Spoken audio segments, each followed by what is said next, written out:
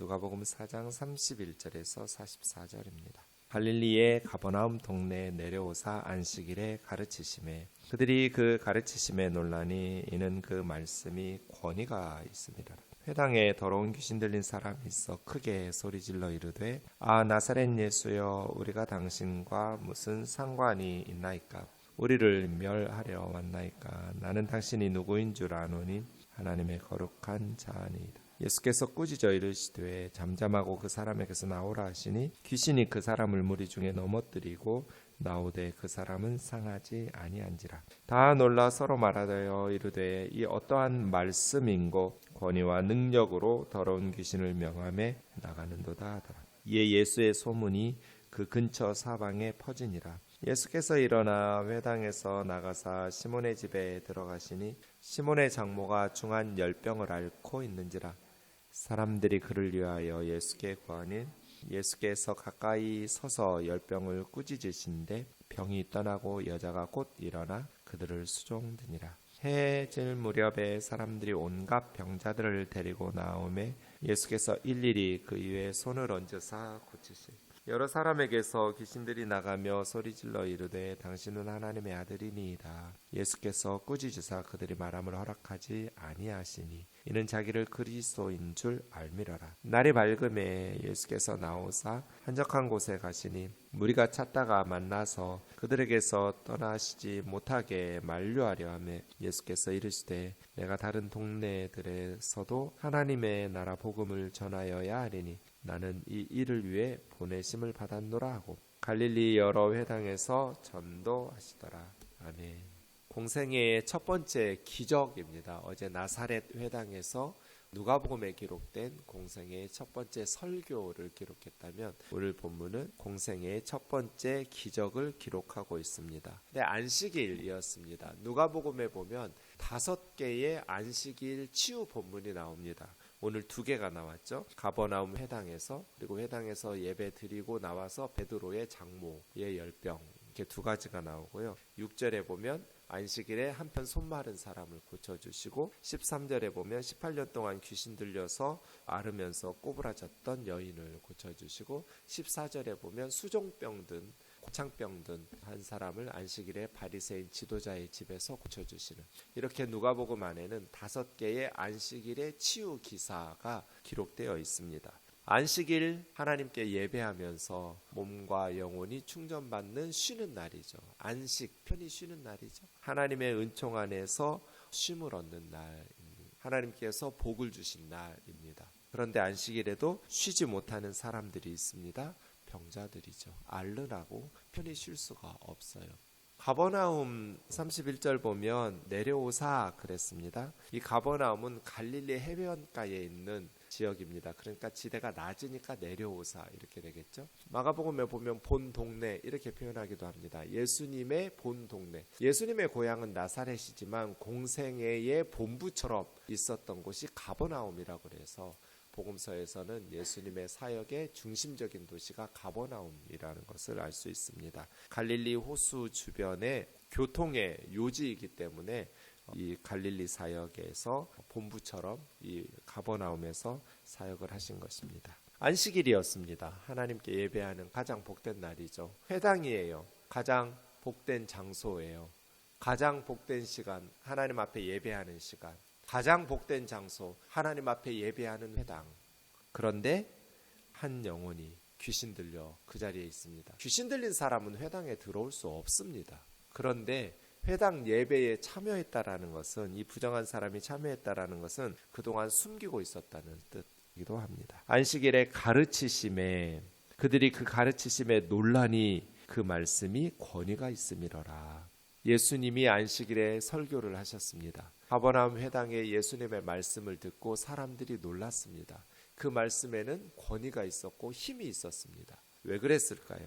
우선 예수님에게서는 그 말씀의 정확한 뜻들이 드러나기 때문에 하나님이 주신 하나님의 말씀의 분명한 의미들이 드러나기 때문에 살았고 운동력 있는 말씀이 드러났을 겁니다. 그리고 예수님은 성령 충만한 설교자였습니다. 그래서 예수님의 설교에는 권위가 있었고 힘이 있었습니다. 뿐 아니라 예수님의 삶에는 언행의 일치가 있었습니다. 예수님의 사역과 삶 속에 전하신 말씀대로 살아내는 삶의 실천이 있었기 때문에 사람들은 예수님의 말씀을 들으면서 힘을 느꼈을 겁니다. 미사 여구가 중요한 것이 아니라 말씀의 본래 뜻이 드러나는 것이 중요한 것이고, 성령 충만한 말씀의 사역자가 말씀을 전하는 것이 중요한 것이고, 또 말씀을 전할 뿐 아니라 말씀대로 살아내고 또 그 말씀대로 능력의 역사들이 나타나기 때문에, 누가는 의사입니다. 의사 누가는 정확하게 질병들을 표현하는 것이 유명합니다. 다른 복음서들과 좀 더 다르게 더 의사적인 시각으로 정확한 표현들을 사용합니다. 정신과 의사들에게 가는 것을 예전에는 좀 좋지 않게 여겼습니다. 그러나 그렇지 않습니다. 귀신 들린 것하고 정신과 질환이 필요해서 정신병원에 가는 것은 다릅니다. 의사 누가의 시각에서 정신병과는 전혀 다른 귀신 들린 것입니다. 귀신이 들어서 사람들의 의지와 감정을 장악하면서 사람이 자기 뜻대로 살지 못하고 귀신의 지배에 의해서 움직이는 것. 정신과 치료는 오랫동안 상담이나 약물 치료를 통해서 건강해지고, 제가 위가 약하고 몸이 약해서 내과에 찾는 것처럼 그냥 정신과 의사의 도움이 필요해서 정신병원에 가는 것 똑같은 겁니다. 그것을 특별히 더 이상하게 보거나 죄악시하거나 잘못된 것인 것처럼 판단하는 것은 옳지 않습니다. 그러나 귀신 들린 것은 정신병, 정신과 치료가 필요한 환자하고는 좀 다릅니다. 귀신은 그냥 나가면 바로 그 즉시 그 사람은 생각과 삶이 건강해집니다. 귀신을 더럽고 부정하다고 말하고 있지도 않습니다. 귀신 들린 사람들을 특별히 속죄제를 드린다거나 그러한 어떤 하나님 앞에 깨끗하게 되기 위해서 정결 예식을 치르는 그런 것도 없습니다. 그러니까 좀 다릅니다. 어쨌든 그 말씀에 권위가 있어서 귀신 들린 사람이 그 말씀을 듣고 회당에서 크게 소리를 질러 이르되 이렇습니다. 근데 귀신을 더러운 귀신이라고 그랬습니다. 귀신은 무서운 귀신이 아니라 더러운 귀신입니다. 그래서 예수님의 말씀을 통해서 그 더러운 귀신 들린 자가 크게 소리를 질렀습니다. 그동안 아닌 척하고 있다가 회당에 예배하고 있다가 능력 있고 권위 있는 예수님의 말씀, 하나님의 말씀이 선포되니까 드디어 귀신이 견뎌내지를 못하고 소리를 지른 것입니다. 아, 나사렛 예수여, 우리가 당신과 무슨 상관이 있나이까. 예수님하고 귀신하고는 상관이 없죠. 하지만 그 귀신이 지배하고 있는 그 사람은 예수님하고 상관이 있어요. 예수님은 그 사람을 살려내야 하기 때문이지요. 우리를 멸하려 왔나이까. 맞습니다. 주님은 죄와 사망의 권세로 이 세상 사람들을 지배하는 사탄을 멸하려고 오셨죠. 나는 당신이 누구인 줄 아노니 하나님의 거룩한 자니이다. 틀린 말이 하나도 없어요. 예수님은 하나님의 거룩하신 분이에요. 가만 놔두면 전도가 저절로 될 판이에요. 그런데 예수님은 왜 꾸짖으면서 잠잠하고 그 사람에게서 나오라고 하셨을까요? 사탄하고는 협상하는 게 아니에요. 꾸짖어서 쫓아내는 거죠. 사탄이 예수님의 정체를 드러내는 것은 예수님의 사역에 도움을 드리려고 하시는 것이 아니에요. 사람들에게 어떤 착각을 불러일으키겠어요? 예수님과 사탄이 마치 같이 끼리끼리인 것처럼 오해하게 하겠죠?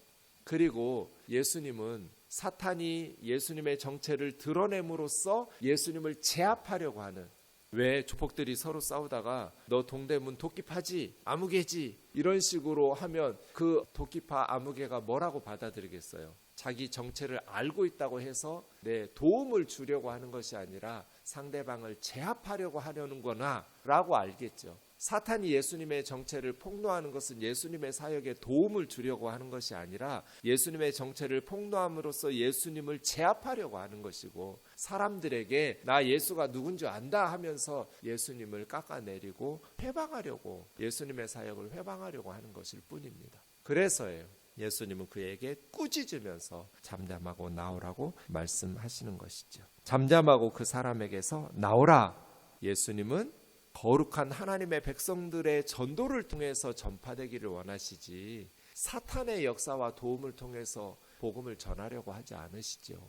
그 귀신이 그 사람을 무리 중에 넘어뜨리고 나오되 그 사람은 상하지 아니한지라. 마지막으로 나오면서 이 사탄이 꼬장 부린 것이죠. 하지만 상하지 아니했다. 예수님께서 상하지 않도록 돌보셨겠죠. 다 놀라 서로 말하여 이르되 이 어떠한 말씀인고. 권위와 능력으로 더러운 귀신을 명함에 나가는도다 하더라. 예수의 소문이 근처 사방에 퍼지니라. 사람들은 그 사람이 귀신 들린 줄도 몰랐어요. 알았다면 회당 예배에 참여하지 못하게 막았을 거예요. 그런데 예수님의 말씀이 선포되니까 귀신이 스스로를 자수하면서 폭로하고, 또 예수님이 말씀으로 명하시니까 귀신이 그 사람에게서 나왔어요. 이 어떠한 말씀이고 권위와 능력의 말씀으로 명하니 귀신이 나오는구나. 자, 이 가버나움 회당을 생각해 보세요. 교회를 교회되게 하는 것이 무엇인가?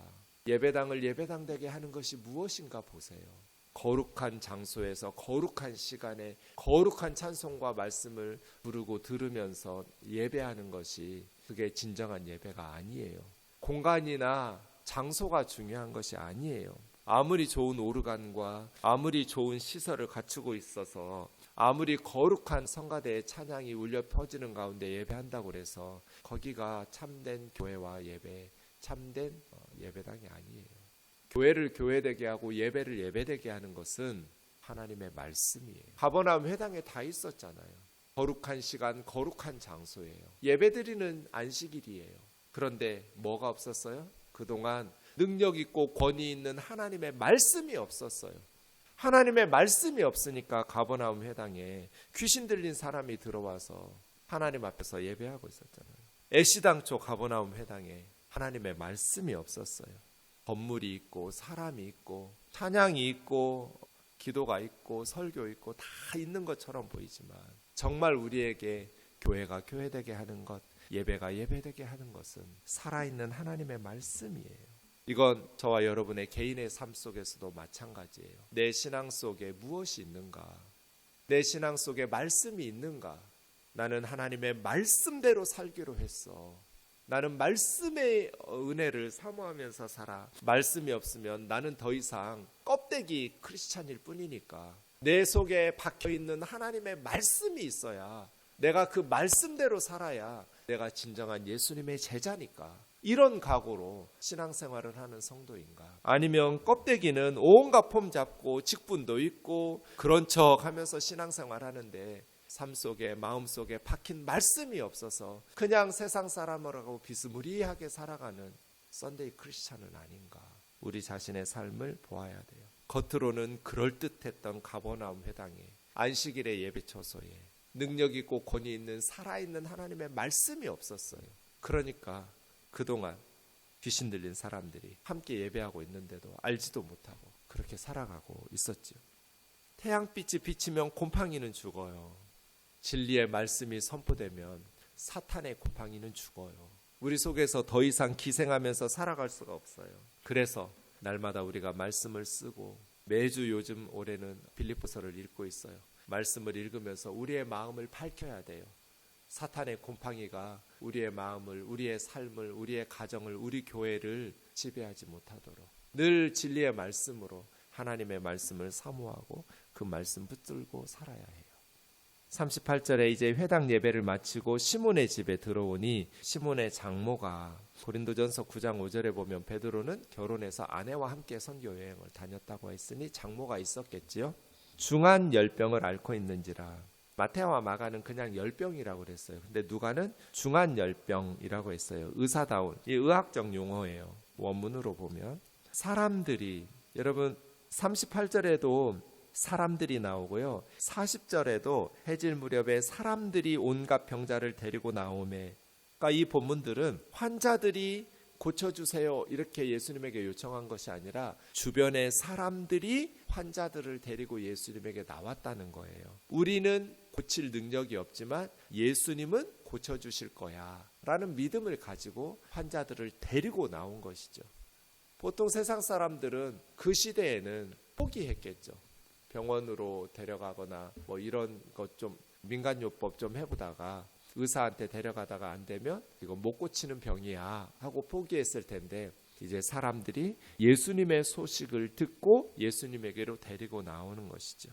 그를 위하여 예수께 구하니 예수께서 가까이 가서 열병을 꾸짖으신데, 마치 회당에서 더러운 귀신을 꾸짖듯이 어디 하나님의 백성들을 괴롭히고 있어 하면서 열병도 꾸짖으셨어요. 잘못된 것은 꾸짖어야 해결이 되나 봐요. 병이 떠나고 여자가 곧 일어나, 그 다음이 뭐예요? 열병으로 알았어요. 그것도 중한 열병으로 알았어요. 주님이 꾸짖으셔서 열병이 떠났어요. 열 떨어졌어요. 그 다음 베드로의 장모는 뭐 해야 돼요? 우리 같으면 뭐 하라고 하겠어요? 안정을 취하고 좀 쉬라고 할 것 같은데 베드로 장모 그렇지 않았어요. 수종드니라. 주님이 우리를 고쳐주시는 치유의 목적이 뭐예요? 주님을 수종드니라, 섬김이에요. 그냥 건강해져라가 아니라 섬기기 위해서 우리에게 은혜도 주시고 건강도 주시는 거예요. 겨우 자기 자신만을 위해서 게으르게 신앙생활하면 안 되는 것이죠. 주님이 우리를 고쳐주시는 이유가 뭐예요? 수종드니라. 베드로의 장모는 열병 떠나자마자 바로 수종들었어요. 섬기고 봉사하고 있어요. 그래서요, 주님이 한 달란트 맡은 자에게 악하고 게으른 종아, 책망했던 것처럼 게으른 거 악한 거예요. 우리는 열심히 실력을 길러서 열심히 돈 벌고 열심히 공부하고 열심히 살아서 섬겨야죠. 그래야 선교사들이 복음을 전하고 그래야 목회자들이 목회를 하고 교회가 복음을 위해서 하나님 나라를 위해서 할 수 있지 않겠어요? 무엇이든지 게으르면 안 돼요. 섬기기 위해서 실력을 기르고 열심히 자기 분야에서 노력해야겠죠. 그래서 섬기려고, 섬김 받으려고가 아니라 수종드니라 이죠. 해질 무렵이라는 건 뭐예요? 안식일이 끝났다는 거예요. 해 떨어지면 하루가 끝나고 안식일이 끝나거든요. 그러니까 토요일 저녁 해진 거예요. 금요일 저녁 해 떨어지면서부터 안식일이 시작돼요. 창세기 1장에 보면 저녁부터 하루가 시작되거든요. 저녁이 되고 아침이 되니 첫째 날이더라. 저녁이 되고 아침이 되니 둘째 날이더라. 저녁부터 하루를 시작하기 때문에 창세기에서 유대인들은 해지면서부터 하루의 시작으로 봐요. 그래서 지금 안식일에 회당에서 예배드리고 나와가지고 베드로의 집에서 열병 고치고 그 다음에 그날 해가 떨어졌어요. 그럼 안식일이 끝났다는 뜻이에요. 안식일이 끝나니까 해질 무렵에 당시에 무슨 전기시설이 좋지도 않았을 텐데 이렇게 많은 사람들이 온갖 병자를 데리고 예수님에게 나왔어요. 안식일에는 일하지 말라는 규정 때문이에요. 안식일법 10계명 때문에. 근데 이제 해졌으니까 안식일이 끝났잖아요. 그러니까 안식일 끝났으니까 온갖 병자들을 데리고 예수님께 나온 거예요. 그럼에도 불구하고 예수님 얼마나 피곤해요. 그날 하루 종일 사역하는데 일일이 그의 손을 얹어서 고쳐주셨어요. 그리고 여러 귀신들이 나가며 소리 지르되 당신은 하나님의 아들이니이다. 틀린 말은 하나도 없지만 아까 말씀드린 것처럼 귀신들하고는 협상하고 타협하는 거 아니에요. 어딜 하나님의 자녀들에게 귀신이 붙어 있어 하면서 꾸짖으사 그들이 말함을 허락하지 아니하시니 이는 자기를 그리스도이신 줄 알미러라. 예수님은 은밀하게 그리스도로서 사역하기를 원하셨어요. 예수님의 그리스도직은 은닉성이 있어요. 나중에 기회 되면 설명하겠습니다. 그 다음 42절에 날이 밝음에, 이거 주일이죠. 지금으로 하면 안식일 끝나고 날이 밝은 그 다음 날, 얼마나 피곤한 날이에요. 그 전날 하루 종일 사역하셨어요. 해질녘에 많은 사람들이 온갖 병자를 데리고 찾아왔어요. 예수님은 일일이 안수하면서 고쳐주셨어요. 그러면 그 다음 날 새벽은 너무너무 피곤한 날이에요. 저는 주일 사역 마치고 집에 가면 시체가 돼요. 우리 식구들 아무도 저를 안 건드려요. 그냥 쉬도록 놔둬요. 하루 종일 온갖 신경을 쓰면서 말씀 전하고 사역하고 집에 들어가면 이제 피로가 쫙 풀리면서 그냥 시체처럼 누워있어서 좀 쉬어야 돼요. 예수님 얼마나 피곤했겠어요. 그 전날 밤늦게까지 병자들을 고쳐주시고 안수해 주시고. 그런데 월요일 새벽 예수님 뭐 하시는지 보세요. 한적한 곳에 가시니, 한적한 곳에 왜 가셨을까요? 마가복음 1장에 보면 새벽 기도하러 가신 거예요. 예수님도 이렇게 사역하셨어요. 피곤하다고 쉬지 않았어요. 그 피곤한 안식일의 사역이 끝나고 그 다음날 새벽에 일찍 일어나서 한적한 곳에 가서 새벽 기도하셨어요. 개인적으로. 왜요? 기도 외에는 성령 충만을 유지할 수가 없어요. 예수님도 이렇게 사역하셨다면 우리는 말할 것도 없어요. 목사님 피곤한데 월요일 새벽은 쉬시죠? 아니요. 저는 저를 위해서 새벽에 나와요. 이 시간이 기도하기 제일 좋은 시간이니까요. 방해받지 않고 기도할 수 있는 하루의 가장 좋은 시간, 새벽 시간이에요. 주님도 게으르지 않게 새벽 일찍 한적한 곳에서 기도하시고 때로는 산에 올라가서 밤새도록 철야기도 하셨는데 우리는 말할 것도 없죠. 더 열심히 기도하고 성령 충만하게 주의 사역을 감당해야겠죠. 무리들이 찾아서 자기들을 떠나지 못하게 막았어요. 예수님을 독점하려고 하면 안 돼요. 주님 뭐라 말씀하셔요? 내가 다른 동네들에게도 가서 하나님 나라의 복음을 전파하리니. 나는 이 일을 위해서 보내심으로 왔다. 예수님처럼 사명과 비전을 분명히 해야 허투루 시간 낭비하지 않을 수 있어요. 갈릴리 여러 회당에서 전도하시니라. 예수님을 붙잡고 독점하면서 좋은 것 다 가지려고 하지 말고 이제 예수님처럼 전도하러 다른 마을 동네들에게서도 복음을 전해야 하니까 그렇게 함께. 은혜는 나눌 때 더 커져요. 돈은 나누면 내 거가 줄어들어요. 그런데 은혜는 나누면 내 것도 더 커져요. 참 신기해요. 이게 하나님 나라의 법칙이에요. 그래서예요. 우리끼리 우리 가정이 아니라 복음을 전하고 전도하고 복음의 은혜, 하나님의 사랑을 나누면 나눌수록 점점 더 우리의 영혼이 풍성해지고 죽어가는 영혼들이 살아나면서 하나님의 나라는 더 건강해질 거예요. 우리가 예수님을 나만 믿고 나만 은혜를 독점하는 것이 아니라 예수님의 은혜를 함께 나누고 모르는 사람들에게 전파하고 그럴 때 교회는 선교와 전도를 통해서 건강해지고 더 우리 성도들 개개인의 삶도 더 성령 충만해질 줄로 믿습니다.